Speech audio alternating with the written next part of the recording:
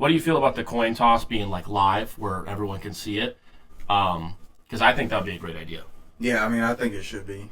Like, we were kind of just talking about it, but it should really be right as you're being weighed in. You should weigh in, face off. They should walk up, flip the coin, boom, right there. Hey, you're swinging. Right. You know? And that way you get the live reaction of your opponent, too. Like, oh, fuck. Yeah, you can kind of see, like, okay. You know? And I think that would make better TV on the live, and it would basically condense two things, because that's Dana's big thing is, well, if you want it that bad, show us you want it that bad, and we'll film it. Well, you're already filming the weigh-in. Just literally have someone, you already have the commission right there. Just have them walk up with a coin, flip it.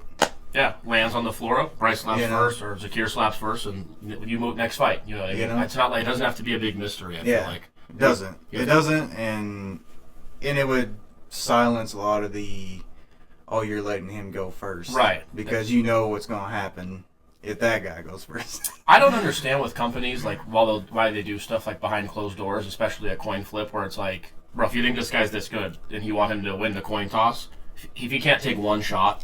Yeah. He's gonna lose a coin toss at some point. Like let's say even for Brice, he wins every coin toss through his career. It's like someone's gonna be like, "There's something going on here." Yeah. You know what I mean? So I don't understand that either. I think they just add like what's the word, controversy when they don't do it live, because it's like, bro, just flip the coin. They weighed in. They both made weight. Flip. Brice, you're slapping first. Yeah. Okay, let's move on. Dan, you're kind of in the same boat as that. Yeah, I think I would not like to go, hey Brice, we did the coin toss in our own time. You lost it.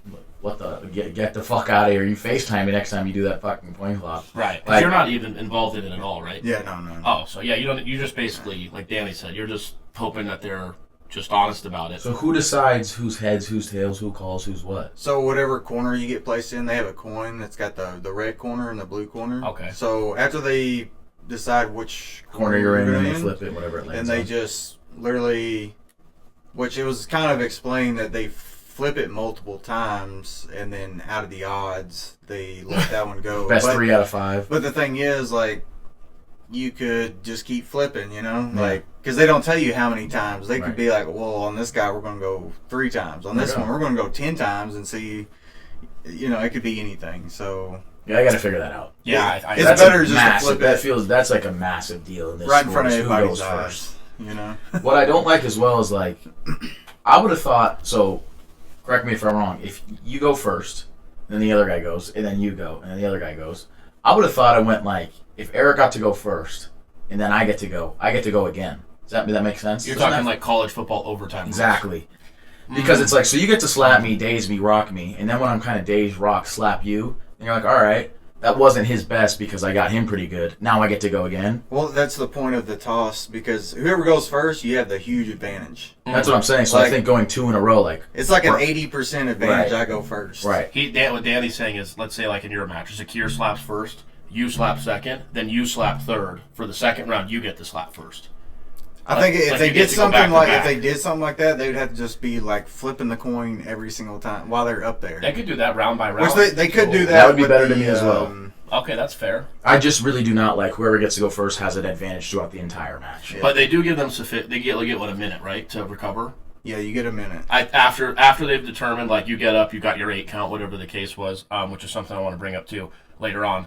Once you get up, you're recovered. You get a minute before you get to slap, which I never thought of that till he said that. But you also, the advantage of going second is, one, if you're nervous or you're having any kind of, that shit will knock right off of you. You'll be like, it locks you in. No more nerves. This guy just cracked me. I better walk up there and knock this dude out. And also, you get the last swing. So let's say you're losing and you know you're losing. At least you get the last swing and you can maybe try to pull a Zakir. You can just try to fucking palm someone in the face. Really punch a guy in the face. Palm strike that bitch right in the face. You know, just knock his ass out. At least you knocked him out. Right. It's hard to be nervous when you're shaking on the floor, shit in your pants. Yeah. I would say that brings another conversation into it, because they could do. Now that we've talked about it, I think a coin flip each round. I think you walk out. And you say, this is Brice Jones. I'm just using this example from the last fight. This is Zakir. Flip. Brice, you slap first in round 1. We get through round 1. Boom. Brice, you slap first in round 2. And it's like, okay, like this couldn't be. I just don't understand, like I said, with sports and organizations, why is it behind? It's a coin flip. Why are we doing this behind closed doors? Because people have clearly asked this question of, well, is there something going on that you don't want us to see? And then also for the fighters, for me, I'd be like, that's like in the UFC being like, oh, he gets a 10-second advantage to be on offense where you can't punch. And it's like, well, I would like to know how that came about. I don't want you just telling me that that's the case. But like I said, I think the most fair way to do it, even after the coin flip, would be Eric goes first because he won it, then me again, then Eric again, then me. That's how a 3-round fight should go. I think the coin flip every round just because it's that works as well. That's also. I think anyone slapping 2 times in a row without there being some sort of it's a coin right there. Flip it. Okay, cool. Like 2 times in a row, it's like that's a lot, but it's like going first is also a lot too, though. No, it's a big. I want to now that power slap is like we're getting more cards. The rules should continue to change. It's not like they figured this out. No, that's the beauty part of it is that they keep trying to figure out how to make this the most like fair game. Right. That they can, Yeah, no, I think that for how new of a sport it is, it's pretty good. You look just from me being on the show a year ago or so, they've already changed so many different rules, which a lot of the rules they changed made it just easier for people to strike. Like with the heel lift, they make that you can lift your heel as long as it's not egregious where you're standing on top of your toe, like that kind of. Whereas before, if you just lifted it, that's a foul. Right.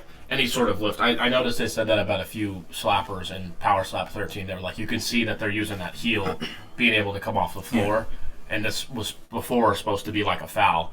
I think you can. I'm going to get into it when I get into 13. It's pretty straightforward. Like there's, I'm going to see in my notes, but there's one guy. I don't know if you remember his name right off the top, Billy. It was Anthony Blackburn. That kid's form. Oh yeah. If I was everybody, I would try to watch his form and follow that because he seems like he gets he's fully lengthed out when he slaps you. He hits clean every time, and it's almost the same spot, which the defender has to also play a part in that because you don't move really when you get slapped. So if your defender's twitching or turning a little bit, the person who's getting slapped, that can affect your form also. So it does go both ways, but his form was fantastic. Yeah, he does have a crazy style, and I've tried to mimic it. I've took a little bit of how he's swinging, but I can't do. Some of that's just his body mechanics. That's what I was going to say. He's able to just bend himself all the way back, which you're getting so much momentum from your legs and your core to come forward.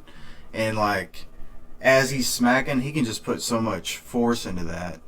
And he's crafted it over the past, several years now. Yeah, so it's like tennis racket. Mm-hmm. It's like an overhand swing that he's doing. Like Ron, the light heavyweight champion, he does the same thing. He'll come back and he comes a little bit over the top, a little bit with it. That way he can get more force driving down. But you have to have a certain body mechanic to be able to do that because that does play a factor. You have to be able to turn it into a slap, at some point. So a lot of people just can't.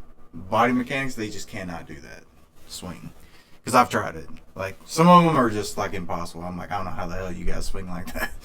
Yeah, those guys, some of those people, you can just tell there's people that look really natural doing it. I think Trujillo's another guy. He looks really good when he slaps. Yeah, he has one of the most solid, just body mechanics wise. There's nothing flashy about it. He's just really figured out how to use his whole body and just be able to get it all in there. Yeah.